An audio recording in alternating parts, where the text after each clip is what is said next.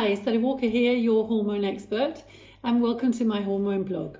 Today I'm going to talk about libido, a subject which most of you do not talk to your girlfriends about. It's a very sensitive, a very private area, and there's not a lot of information out there on the internet, but it is something that we need to know more about, we need to discuss, we need to be open about, because this is absolutely a symptom of perimenopause, menopausal times.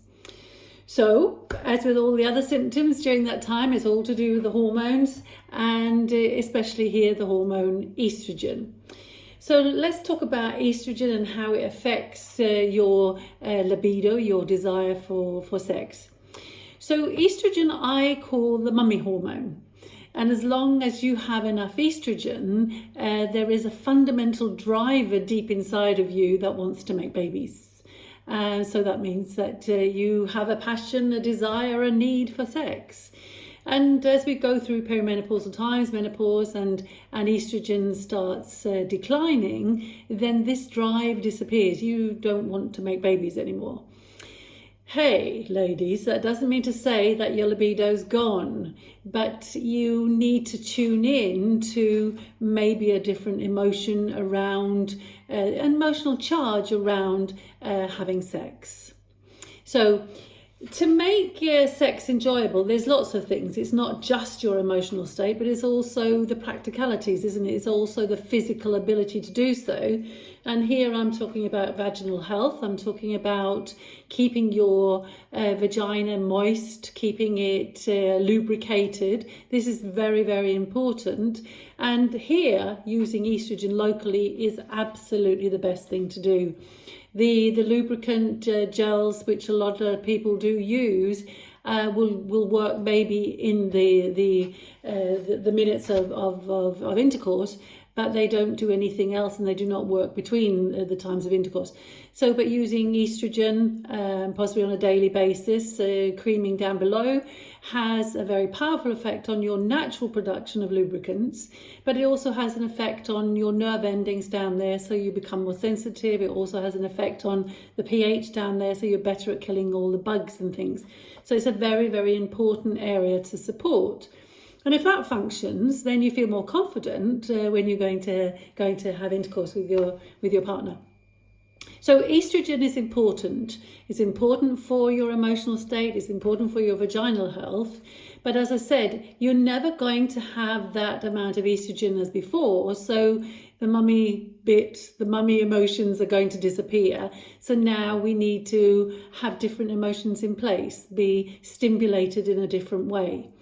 So another hormone which is important here is testosterone. So testosterone is a driver as well of intercourse, of libido.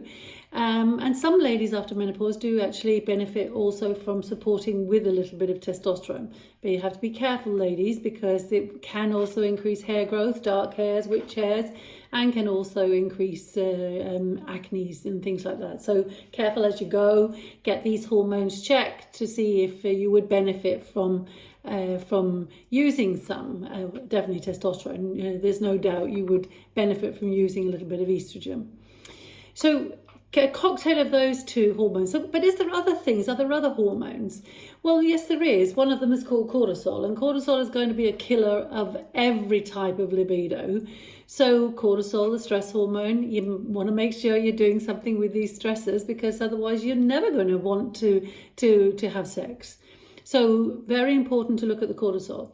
There's another hormone called oxytocin. Some of you might have heard it. We call it the love and cuddles hormone. And this obviously makes you feel like having sex when you're feeling cuddly and warm and nice, etc.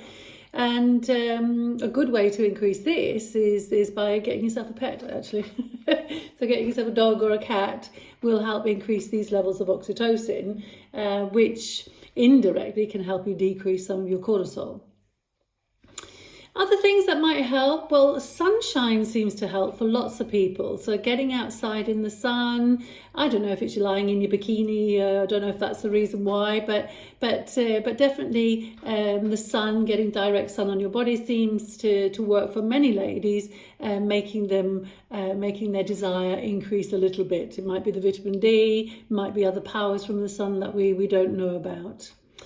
But it's all hormonal, it's all a question of supporting the hormones that you can, and it's also, the acceptance of your emotional charge around you having intercourse, you having sexual activity will change or has changed, but it doesn't mean to say it's gone. Absolutely not. You have to tune in to the different powers of being sexually intimate, because they are there, ladies, and sexual activity can be very, very enjoyable also after menopause. So that's what I have for you today. I hope you found this very interesting. As always, ladies, please send me an email, sw@sally-walker.com. Come with some symptoms that you'd like me to talk about, and I'll talk about those next time. So, but otherwise, happy hormones, happy life.